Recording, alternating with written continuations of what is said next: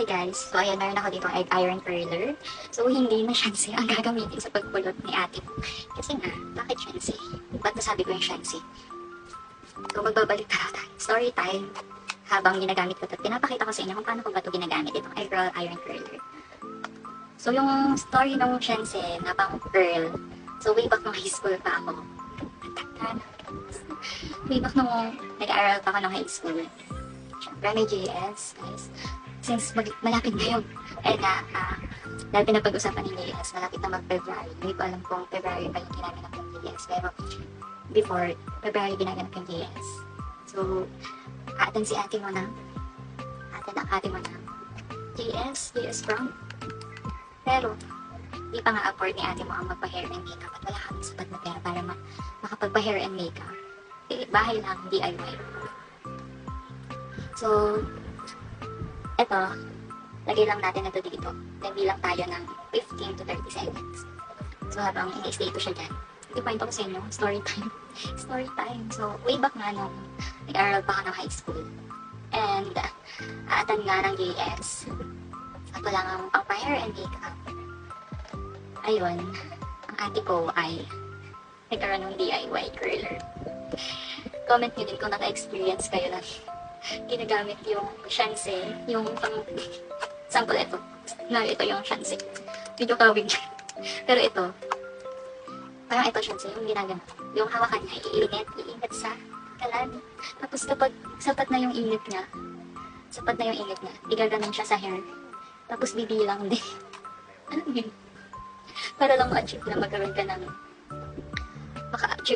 magkaroon ka ng curly hair sa JS Prom, ay gumamit nga ng shanse para magkaroon ng curly hair. So ayun, na-achieve naman yung curly hair.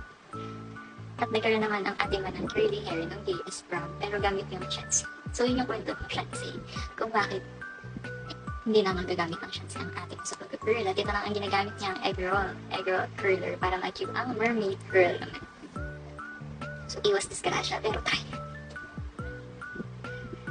din para may experience din. Hindi ko alam kung ako lang may naka-experience noon or experience din ba ng ibang tao. Talagang hindi namin appreciate. At hindi pa talaga uso ng mga check out ng Shopee. Wala pang ganun guys. Kaya ngayon ng mga bata, magaling sila get ready with me. Meron na silang magaling sa sarili. Sa amin talaga. Tanda ko na. Sabi ko na pala gumagaling.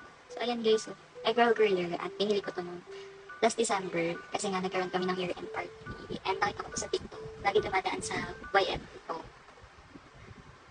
Sabi ko, ang ganda na egg roll curler na to. Check ko guys. Para hindi kayo kumayo sa akin na ginagamitan ng shanse, pero ganda balikan kasi yung mga na-experience before, tatawa ka na lang kasi before wala kayong pera pang bili, wala kayong pang pera and makeup. Pero yun, pipili ko na yung gusto ko. Na-achieve na, ayan na, hindi na shanse ang ginamit. Ito na. Ito ng color na violet. Pwede nyo siyang gamitin sa mga event, and pwede din magamit sa office. Ayan. Ito yung result niya guys. Pero kung gusto nyo pang damihan yung, gusto nyo pa talagang maging pearl, ganda nyo ng pag-curl. Bilangan kayo 15 to 30 seconds. Ayan niya yung makakapal na hair. Tulad ko makapal ng buhok ko. And then, pwede din siya sa mga short hair. Maganda siya sa mga chubby cheeks para mabigyan ng volume yung face natin. Ayan, ganun siya guys. So, check out na kayo guys. Try nyo, comment din kayo kung na-experience nyo yung paggamit ng shanse. Para ipang curl. Pero guys, i-check out nyo na ito dahil malapit na natin ang February 14 pag mag-edit kayo ng logo mo. Gusto mo maiba naman yung look mo, so ito gamitin mo din.